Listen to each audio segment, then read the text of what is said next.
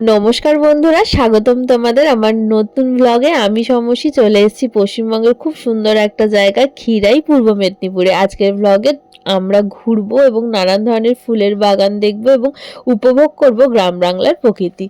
রবিবার দিন অফিস ছুটি, তাই জন্য ভেবেছিলাম আর বাড়িতে থেকে শীতকালটা নষ্ট করব না। দুজনে মিলে হাজব্যান্ড ওয়াইফ চলে গেছিলাম ক্ষীরাইয়ের উদ্দেশ্যে। যেতে যেতে যখন লং ড্রাইভ করছে তখন কিন্তু সত্যি বলতে সকালবেলার এই দৃশ্য যেন মনকে জয় করে নিচ্ছে। এত সুন্দর হাওয়া দিচ্ছে, মানে শীতের হাওয়া, যা এক অন্য অনুভূতি, সেটা না বলে বোঝানো যাবে না। আর চারিদিকে দেখো বাজার বসেছে, তাজা তাজা সবজি, চোখে দেখেও একটা শান্তি লাগছে। সকালে তো ব্রেকফাস্ট করে বাড়িতে দুজনেই বেরোইনি বাড়ি থেকে, তার জন্য এখানে ঠিক একটু রাস্তার পাশে এখানে আমরা খেয়ে নিচ্ছিলাম ডবল ডিম ভাজা, এবং সেটা না খেতে সুস্বাদু, বাড়িতেও এরকম স্বাদ হয় না। খেতে খেতেই আমরা খাওয়া কমপ্লিট করে আবার গাড়িতে উঠে পড়েছি যাওয়ার জন্য।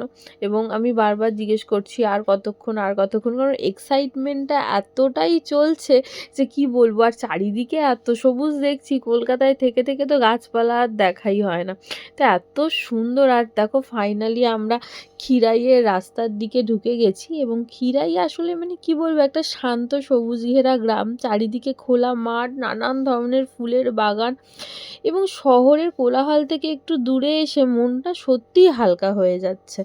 চারিদিকে এত ফুল, এত রং, এত সুন্দর। হ্যাঁ, মানুষজনের ভিড় ছিল, আসলে সকলেই হয়তো আমার মতো ভাবনা চিন্তা নিয়ে শহরের থেকে একটু দূরে এই ক্ষীরাইতে এসেছে নিজেদের শান্তি খোঁজার জন্য। কিন্তু সত্যি জানেন তো, ক্ষীরাই এসে বুঝলাম খুশি থাকার জন্য খুব বেশি কিছু লাগে না। একটু খোলা আকাশ, একটু সবুজ প্রকৃতি, আর কাছের মানুষের সঙ্গে কিছু সুন্দর মুহূর্ত, এটাই তো হলো আসল সুখ বলুন। এবং এই ফুল, এত সুন্দর ফুল, এত গাঁদা, এত মোরগ ফুল, লাল রঙের অনেক ধরনেরই ফুল ছিল। আমি সবটার নাম জেনে উঠতে পারিনি। আপনারা যদি জানেন তাহলে আপনারা অবশ্যই কিন্তু কমেন্ট বক্সে লিখে রাখবেন। এখানে কিন্তু একটা আশ্চর্য খুব ভালো জিনিস দেখলাম, যে প্রত্যেকেই মাথায় ফুলের ক্রাউন পরেছিল। তো আমারও ইচ্ছে হলো যে আমিও পরবো। তো আমি এইজন্য না গোলাপ, যেহেতু আমার গোলাপটা ভীষণ পছন্দের একটা ফুল, তো আমিও গোলাপের একটা ক্রাউন মাথায় পরে নিলাম। আমি জানি না ঠিক দেখতে কেমন লাগছে, কিন্তু আমি পড়লাম কারণ আমার আমার এটা পড়ার সত্যিই খুব ইচ্ছে ছিল। আর দেখুন এই রাস্তা দিয়ে হেঁটে হেঁটে যাচ্ছি লোকের ভিড়ের মধ্যিখানে, কিন্তু সত্যি কথা বলতে কি, এত সুন্দর ফুল যেন চোখ যেন জুড়িয়ে যাচ্ছে। আমি যখন এখান থেকে হেঁটে যাচ্ছিলাম তখন নাকি এখানে অ্যানাউন্সও করা হচ্ছিল যে এখানে নাকি রিলস এবং ভিডিও বানিয়ে দেওয়া হয়, ভিডিও নাকি এডিটও করে দেওয়া হয়। তোমরা যারা যাচ্ছ, যারা হয়তো ভিডিও করতে পারো না, বা যাদের হয়তো ভিডিও করে দেওয়ার জন্য কেউ নেই, তারা ওখানে গিয়ে কিন্তু অটোমেটিকলি লোক তোমরা পেয়ে যাবে। আর যাদের মনে হচ্ছে একদম ফুলের বাগানে ঢুকে গিয়ে তোমরা ছবি তুলবে, সেটার জন্য পার হেড আমার মনে হয় 10 টাকা করে, কারণ আমার থেকে 10 টাকাই নিয়েছে। আমি এই মোরগ ফুলের বাগানে এসেছিলাম এবং এখানে আমি 10 টাকা দিয়ে এই বাগানটাতে ঢুকেছিলাম। এত সুন্দর, এত ভালো লাগলো। ফুলগুলো যে একটা আলাদাই ভিউ দিচ্ছে। সত্যি কথা বলতে মনটা মানে এত শান্তি লাগছে। আর এখানে দেখুন বাঁধাকপিগুলো কত সুন্দর করে চাষ করেছে। কিন্তু তার মধ্যেও একটা জিনিস, আমি যখন যাচ্ছিলাম রাস্তার পাশ দিয়ে হেঁটে হেঁটে, তখন এখানকার যারা মানে এই পরিচর্যা করে, এই যে যিনি দাদুকে দেখতে পাচ্ছেন, তিনিই কিন্তু বলছিলেন যে একেকজন ছবি তোলার জন্য এমন করে মানে ওখানে যায় যে সমস্ত গাছ-টাছগুলোকে পা দিয়ে পাড়িয়ে দেয়, বা জিনিসপত্র নষ্ট করে দেয়।